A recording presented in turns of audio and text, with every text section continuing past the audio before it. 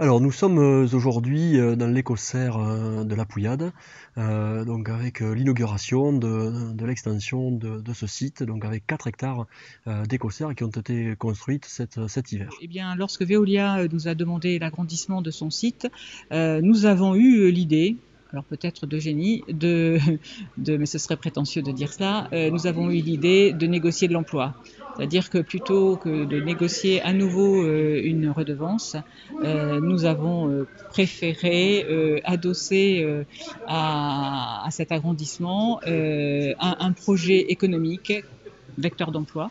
C'est comme ça, Veolia avait une ressource énergétique et l'idée nous est venue d'utiliser cette ressource énergétique et de le proposer à des gens qui justement avaient besoin d'énergie, à des paysans de Rogeline. Donc, nous sommes partenaires de Veolia depuis 3 ans maintenant.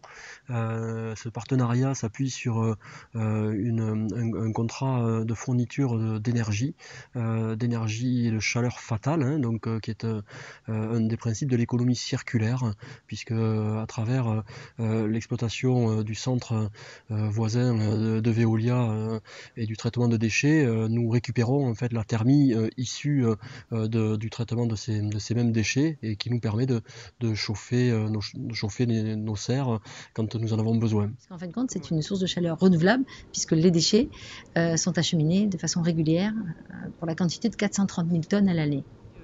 Ce qui aurait pu s'apparenter à un boulet pour notre commune, nous avons décidé de le transformer en opportunité de faire que cet outil industriel devienne un vecteur d'emploi sur un territoire qui en manque cruellement.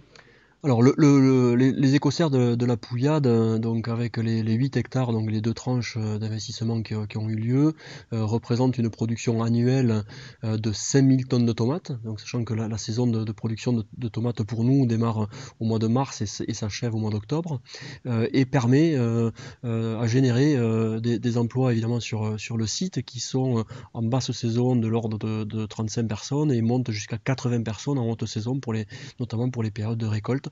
Et l'essentiel des salariés qui sont sur le site sont des salariés issus de la commune ou des communes voisines. Évidemment, nous travaillons pour envisager, je dirais, le développement d'autres expérimentations et pourquoi pas l'extension des serres sur le périmètre de la Pouillade, moyennant d'autres projets structurants qui tournent autour de l'environnement et de l'énergie.